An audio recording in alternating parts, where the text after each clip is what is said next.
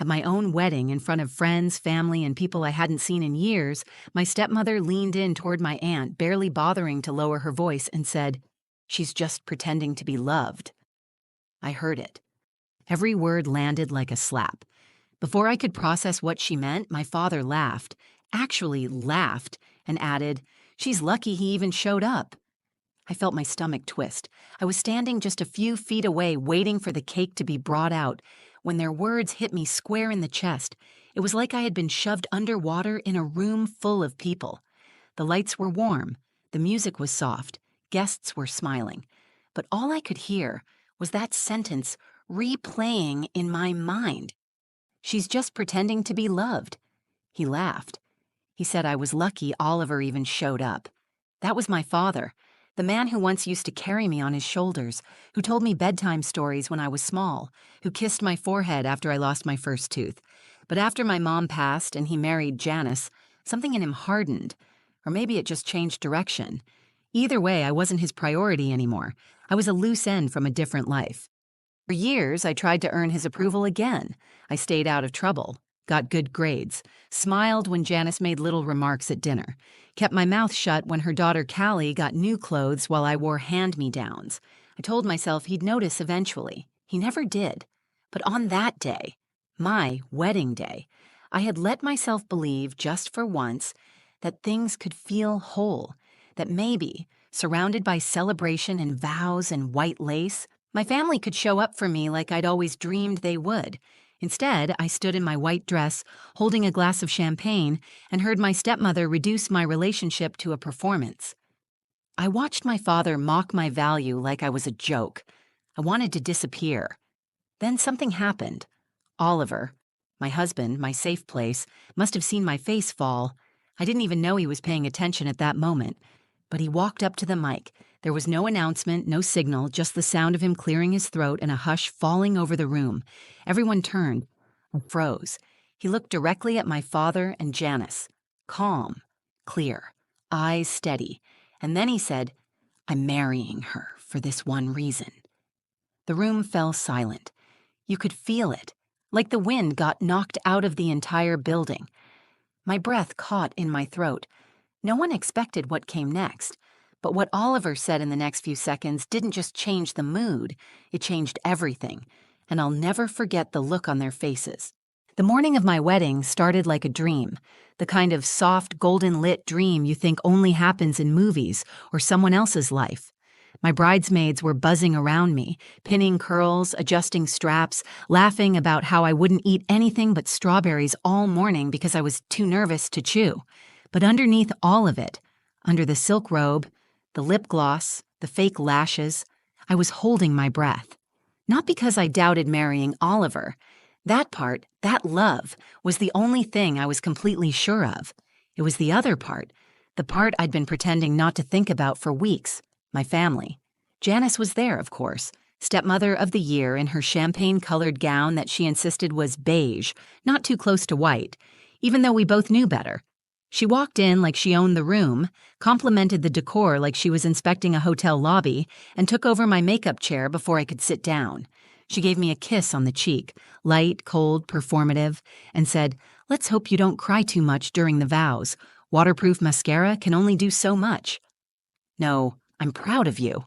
No hug, no warmth, just her usual subtle digs, wrapped in sugar and delivered with a smile.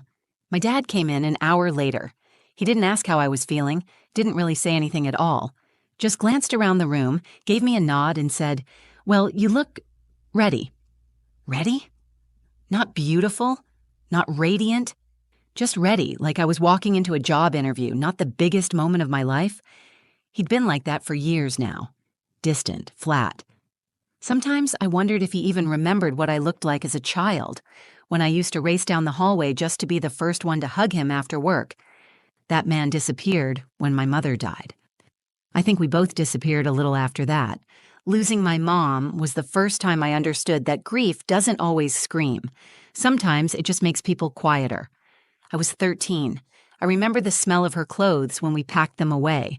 I remember her humming in the kitchen while stirring pasta.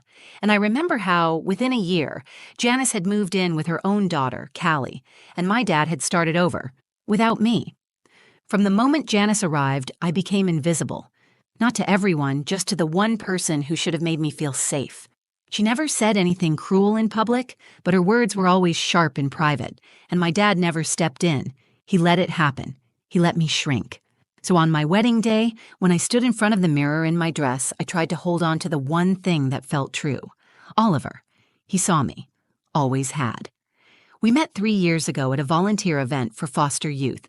I was there to help run a writing workshop. He was organizing supplies for the art table. We barely spoke until lunch when he sat down across from me and said, "You look like someone who believes in lost causes." I laughed.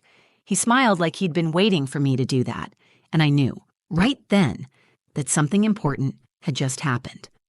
Oliver never made me feel like I had to earn his affection. He listened. He showed up. He knew when I was spiraling and when I just needed silence. He gave me space, but never left me alone. For the first time in my life, I didn't feel like I had to audition for love. That's what made the rest of the day so painful. I thought I had finally built something strong enough to stand in front of my family with pride. I thought maybe my dad would look at me and see someone worth rooting for. That maybe, just maybe, Janice would at least pretend to be happy for me. But even as the ceremony began, even as I walked down the aisle, locking eyes with the man who had made me feel chosen every single day, I could feel Janice's gaze on me like a weight. I could sense the tightness in my father's posture, like he couldn't relax even here. Still, I smiled. I said my vows. I let myself believe the worst was behind me. I had no idea what was waiting at the reception, but I would soon. And when it came, it didn't just hurt. It cracked something open I'd been holding shut for years. The ceremony had been beautiful, simple, intimate. We wrote our own vows, and Oliver got choked up halfway through his. His voice cracked when he said, "You're the calm in every storm I didn't know I was weathering." I couldn't even get through mine without crying. For a few perfect hours, it felt like maybe, just maybe, the weight I carried didn't matter. Everyone clapped, the music played, and we walked back up the aisle like something out of a photo album you'd want to show your future kids. But the magic faded faster than I expected. At the reception, the tables were glowing with candles and little cards I'd handwrote for every guest. Everyone told me it felt warm, welcoming, like a hug of a wedding. I tried to stay in that bubble, surrounded by laughter, glasses clinking, and the occasional happy tear from Oliver's side of the family, but there was a shadow following me through the entire evening, and her name was Janice. She sat at the head table, of course, front and center, just beside my dad, legs crossed, drink in hand, her posture perfect, her expressions tightly controlled, like she was a guest of honor instead of a barely tolerated obligation. Every time I looked over, she was scanning the room, like she was measuring whether or not she approved. I tried to ignore it. I danced with Oliver's nieces, hugged old friends, thanked guests for coming. But during one of those brief, quiet moments, when the caterers were bringing out the cake and the MC was prepping the mic, I stood a few steps behind our table, catching my breath. That's when I heard her. Janice. She wasn't whispering. She wasn't even trying to hide it. She leaned in toward my Aunt Marlene, one of the few people from my mom's side who had shown up, and said very clearly, "She's just pretending to be loved. It's all for show." Like I was some prop in my own wedding, like Oliver and I had staged the entire thing for attention, as if love, real love, couldn't possibly belong to someone like me. And then my dad, my own father, laughed. Not an awkward chuckle, full amused snort like he'd been holding it in all night. "She's lucky he even showed up," he said, shaking his head. "He'll realize soon enough." Didn't even realize I was holding my glass tighter until I heard the crack. They didn't see me. Or maybe they did and just didn't care. I felt everything inside me freeze. My heart started pounding, and suddenly the room didn't feel warm anymore. It felt suffocating, loud, bright, blurred, like I'd been pulled underwater in the middle of my own celebration. I turned away before they could see the tears welling up. I forced a smile at the photographer who passed by, murmured something about needing air, and walked outside for a moment. But I didn't cry. I didn't scream. I just stood there, still, trying to breathe. My entire life, I had been shrinking to make room for them, for Janice's jabs, for my father's silence. I had done everything I could to keep the peace, to avoid being the problem child, to just survive until I could leave. But now, I was a grown woman, a wife, and it still wasn't enough. I wanted to go back inside and pretend I hadn't heard it. I wanted to smile through the cake cutting, push through the speeches, and get through the night without ruining anything. That was always my role. Don't ruin anything. Then I saw Oliver through the window. He was laughing with one of my cousins, completely unaware of what had just happened. And something about that moment, about knowing that he had shown up fully, that he had chosen me without hesitation, broke something open in me. Not in a way that made me weak, but in a way that made me realize I couldn't keep pretending anymore. I wasn't going to walk back into that room and act like everything was fine, because it wasn't. And I was done being the quiet one. As I opened the door to go back inside, I didn't know what would happen next. I didn't know Oliver had heard enough to sense something was wrong. I didn't know he'd already made a decision of his own. But something had shifted in both of us, and that moment was the beginning of everything that came next. When I stepped back into the reception hall, the air felt different. Or maybe I did. I wiped under my eyes carefully, making sure no tears smudged my makeup. I smiled at the photographer. I waved at a cousin across the room. No one knew that everything inside me was unraveling. No one but Oliver. He caught my eyes the second I returned to the head table. He was mid-conversation with his brother, but paused, his brow furrowed. He scanned my face like a puzzle he was determined to solve. I could feel the question behind his eyes. What happened? I didn't answer. I didn't need to. I forced another smile, reached for my water, and sat down. The next phase of the night was about to start, the speeches. Our MC tapped the microphone and announced, "If anyone would like to share a few words for the bride and groom, now's your chance." People clapped. A few stood up and made sweet, funny, sentimental speeches. Oliver's aunt shared a memory of him as a kid organizing neighborhood movie nights. My friend Kira told a story about how I once left work early to help her pick up her dog from surgery. They were light moments, kind moments, ones you usually hear at a wedding, but I couldn't hear any of it. I kept thinking about Janice's voice, about my dad laughing. They were sitting 2 seats away, completely composed, as if they hadn't just gutted me. Janice had that signature satisfied smile she wore whenever she felt like she'd won something. My dad stared blankly at his wine glass, nodding here and there. I couldn't believe they could be so cruel and so calm. And then Oliver stood up. No warning, no signal, just stood. I grabbed his wrist instinctively. "What are you doing?" I whispered. He didn't answer. He leaned down and kissed the top of my head gently. "Trust me." That's all he said. Then he walked to the mic. The room quieted immediately. People expected something romantic or funny, a toast maybe. But he wasn't holding a glass. He wasn't smiling.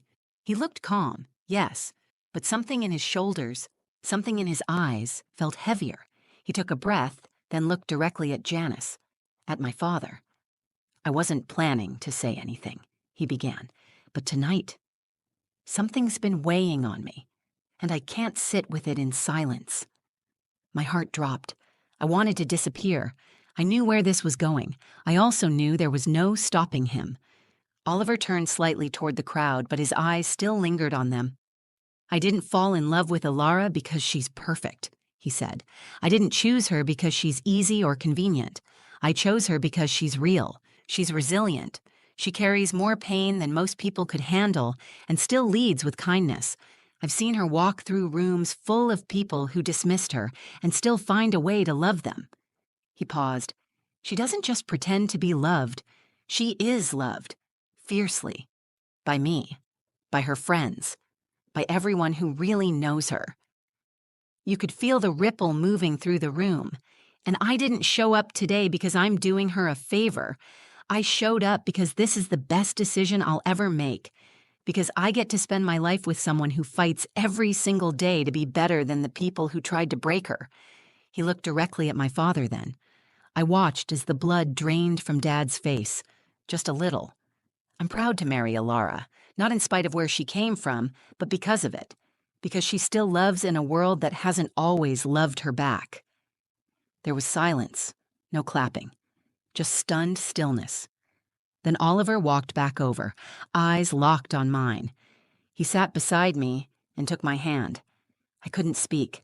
I just stared at him, heart wide open, trying to hold the weight of everything he had just done. Janice didn't say another word for the rest of the night. My father didn't even look at me. But Oliver? He didn't let go of my hand for 1 second. That moment was the shift, not just in the evening, but in me. Because for the first time in my life, someone didn't just stand beside me quietly. He stood up for me. I don't know if anyone actually applauded after Oliver sat down. I don't remember hearing anything at all. It was like the entire room had gone into a collective silence. Not out of discomfort, but because something sacred had just happened, and everyone knew it. I kept staring at him. He didn't look smug. He wasn't looking around for approval or checking Janice's expression or my dad's reaction. He was just still, steady. Like he had said exactly what he needed to say, and that was enough. And for me, it was more than enough. It was the moment I stopped feeling like I had to shrink. The moment I realized I had married a man who would rather disrupt an entire wedding reception than let me sit with someone else's shame on my shoulders. I glanced across the table. Janice's face was tight. Her jaw clenched just slightly, but she didn't speak. Her glass of white wine was untouched for the first time that evening. Her eyes flicked from person to person, reading the room like she was trying to calculate whether anyone was still on her side. She didn't find much, and my father, he didn't even lift his eyes. He sat there, staring into nothing, lips pressed together like a man who finally realized that silence speaks loudest when it's broken by someone else. That should have felt like justice, but honestly, it just felt sad. Sad that he had a daughter and never really saw her. Sad that I had spent years trying to earn something he never intended to give. And even now, on my wedding day, he wasn't angry or defensive. He was just absent. Again. I turned back to Oliver. He reached up and brushed a hair from my cheek and whispered, "Okay?" I nodded. Barely. But it wasn't just okay. It was everything. After that, something in the room lightened. Maybe because the tension had been sliced open, or maybe because people suddenly realized who this day was really about. One by one, guests came up to us. Not to Janice, not to my father, but to us. Oliver's cousins hugged me. My old high school teacher told me, "He's a good man, but you're the reason this room feels like love." My friend Maya whispered, "You're not pretending. You're the most loved person in here." And for the first time in my life, I believed it. The rest of the reception felt different. The music felt louder, freer. The laughter wasn't tight anymore. It wasn't polite, it was joyful. Like people had been holding something back and now they didn't have to. Oliver and I danced. Really danced. Not just the slow, swaying kind of dance couples do when everyone's watching. We spun and laughed and stumbled and kissed between lyrics like no one else was in the room. That freedom, that fullness. I'd never felt it before. Later, when it was time for the cake, the MC asked if anyone else had a final toast. Janice started to rise. I watched her, unsure what she was about to say. Maybe something petty, maybe something fake and graceful. But she stopped, looked at my dad, then sat back down without saying a word. That silence? That was my peace offering. The cake was cut. My best friend caught the bouquet. The flower girl fell asleep on her mom's lap after one too many cookies. It became the wedding I had dreamed of, not because it was perfect, but because it was real. It had heart and honesty and people who saw me clearly, finally. But the real moment, the one I'll carry with me for the rest of my life, didn't come during a dance or a speech. It came in the parking lot after we'd said goodbye to the last few guests. I was standing barefoot on the concrete, holding my heels in one hand and the hem of my dress in the other. Oliver opened the passenger door for me, then paused and said, "You okay, really?" I looked up at the man I just married, the man who took a microphone and shattered years of silence, and I smiled, fully, deeply, like I never had before. "I am now," I said, and I meant it. In the days after the wedding, everything slowed down. The flowers wilted. The rented chairs were returned. The photos started trickling in from guests' phones. People called to say how beautiful the ceremony was, how touching Oliver's words had been. But underneath all the thank you notes and leftover cake, something bigger had shifted. Me. I wasn't the same woman who had walked down the aisle, secretly hoping her father might finally say something kind. I wasn't the same woman who had spent most of her life trying to earn a place at her own family's table, and I wasn't pretending anymore. For the first time, I wasn't carrying the shame they had handed me. After the wedding, I didn't hear much from my father. He didn't call, no text, no message, not even a congrats when we got back from the honeymoon. Janice, unsurprisingly, went quiet too. Her last act was silence, maybe because she didn't know how to spin the fact that her cruelty had finally been called out in front of a room full of people. But you know what surprised me? I didn't miss them. That aching need for their approval, the one that had followed me for decades, was gone, like it had finally expired. I didn't feel bitter. I didn't feel angry. I felt free. I started therapy again, not because I was broken, but because I wanted to understand why I had stayed in that cycle for so long, why I had let their words shape my worth, why I thought love had to be earned through endurance instead of simply received. I learned that boundaries aren't punishment, they're protection. That family isn't who you're born to, it's who shows up for you when it matters. And most importantly, I learned that being loved, truly, deeply, without conditions, isn't something you have to beg for. It's something you choose to accept when you stop settling for less. Oliver and I moved into a small house with creaky stairs and too many bookshelves. We hosted game nights, cooked messy dinners, stayed up too late watching bad movies and good documentaries. We didn't talk much about the wedding after the first week, not because we were avoiding it, but because we didn't need to relive it to understand what it meant. But one night, a few months later, as we were sitting on the porch watching a summer storm roll in, Oliver said something I'll never forget. "You know, I didn't stand up that night to defend you," he said, eyes fixed on the horizon. "I stood up because I knew you didn't need defending. You just needed someone to remind the room of who you are." That hit me in the chest because he was right. Somewhere inside me, I had always known who I was. I just kept waiting for someone to say it out loud so I could believe it too. Now I didn't need them to. Not Janice, not my father, not anyone. Because I had finally said it to myself.